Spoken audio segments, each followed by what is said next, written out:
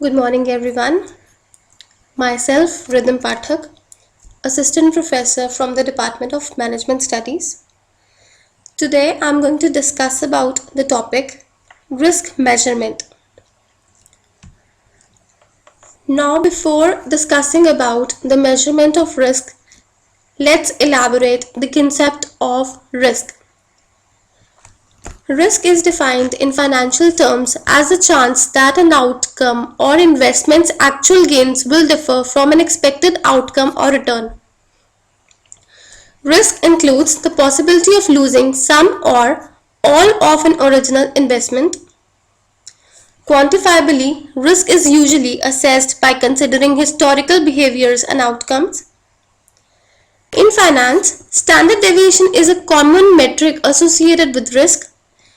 Standard deviation provides a measure of the volatility of asset prices in comparison to their historical averages in a given time frame. Overall, it is possible and prudent to manage investing risks by understanding the basics of risk and how it is measured. Learning the risks that can apply to different scenarios and some of the ways to manage them holistically will help all types of investors and business managers to avoid unnecessary and costly losses.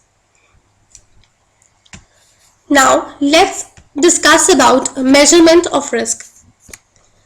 Risk management is a crucial process used to make investment decisions. The process involves identifying and analyzing the amount of risk involved in an investment and either accepting that risk or mitigating it. Some common measures of risk include standard deviation, beta, value at risk, and conditional value at risk. The first measure of risk is standard deviation. Standard deviation measures the dispersion of data from its expected value. The standard deviation is used in making an investment decision to measure the amount of historical volatility associated with an investment related to its annual rate of return.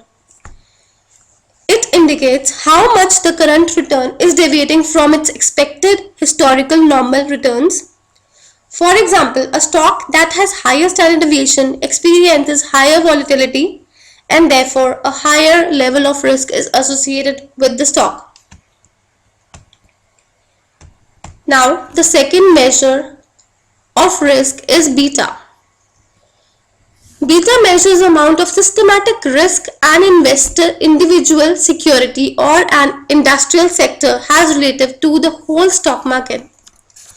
The market has a beta of 1 and it can be used to gauge the risk of a security. If a security's beta is equal to 1, the security's price moves in time step with the market. A security with a beta greater than 1 indicates that it is more volatile than the market. Conversely, if a security's beta is less than 1, it indicates that the security is less volatile than the market. For example, suppose a security's beta is 1.5. In theory, the security is 50% more volatile than the market. Now, the next is value at risk. It is a statistical measure used to assess the level of risk associated with a portfolio or a company. The VAR measures the maximum potential loss with a degree of confidence for a specified period. Now, the last is conditional value at risk. Conditional value at risk is another risk measure used to assess the tail risk of an investment. Used as an extension to the VAR, the conditional value at risk assesses the likelihood with a certain degree of confidence that there will be a break in the VAR.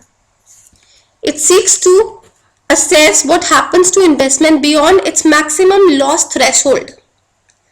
This measure is more sensitive to events that happen in the tail end of a distribution, the tail risk. Now, this was all about measurement of risk. Thank you.